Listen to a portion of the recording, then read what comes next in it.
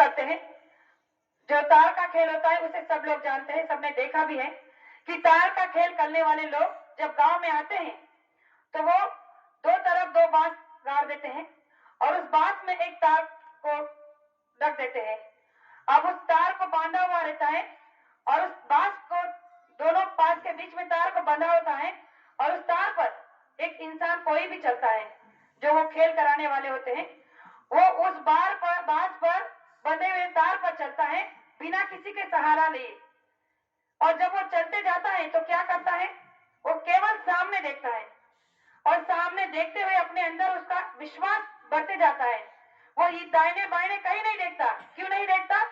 क्योंकि उसे पता है कि अगर सीधे चलते हुए उसे इधर उधर देख लिया तो नीचे गिर जाएगा और गिरते ही मर जाएगा।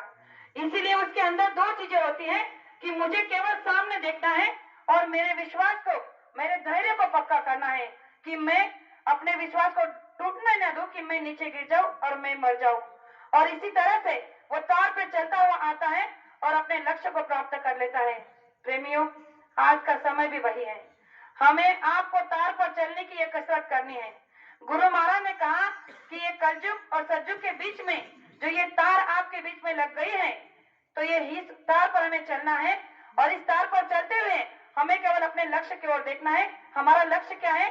बाबा जय गुरुदेव जी महाराज जिन्होंने ये वाक्य हमारे आपके लिए कहा है कि मैं जीते जी तुम्हें परमात्मा का दर्शन इसी मनुष्य मंदिर में करा दूंगा, तो हमारा लक्ष्य पूरा करने वाला हमारा परम पिता परमात्मा हमारे सामने है, तो हमें इधर उधर देखने की जरूरत नहीं है।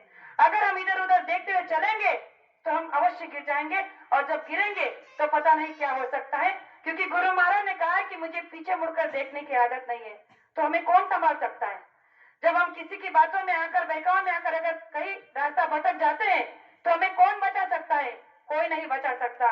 इसीलिए प्रेमियों, मैं बार बार आपसे यही कहना चाहूंगी कि बाबा जय गुरुदेव जी महाराज इस संसार में एक ऐसे संत महात्मा आए हैं जो जीवों के हित के लिए, जिन्होंने इस नाम को जगाया है।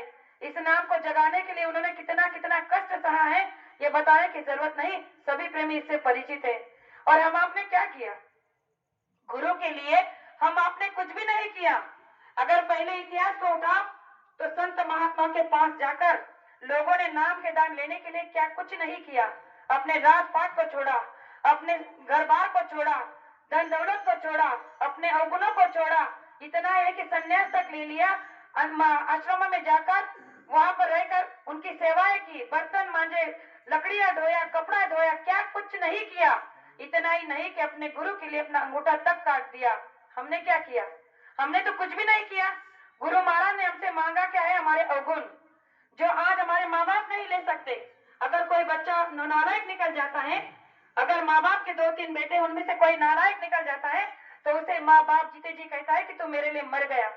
संसार में मैं कहूंगा कि मेरे केवल दो ही बेटे हैं, अगर तीन बेटे में से कोई बेटा नालायक निकल जाता है तो गुरु महाराज ने कहा कि ये तो तुम्हारे स्वार्थ के रिश्ते हैं।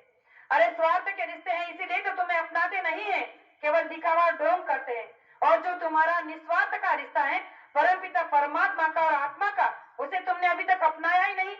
जिस दिन इसे तुम अपने दिल से अपना लेते तो आज तुम्हें इस व्यवस्था का सामना नहीं करना पड़ता। इसलिए प्रेमियों, हमारे बाबा जय गुरुदेव जी महाराज इस संसार में एकमात्र ऐसे महात्मा हैं जिन्होंने केवल और केवल जोड़ने का काम किया है। आज तक गुरु महाराज ने जय गुरुदेव नाम से किसी को तोड़ने का काम नहीं किया है और हमें भी नहीं करना है। जो नाम हमेशा जोड़ता है। आप कहोगे कैसे? नाम का प्रताप बताती हूँ।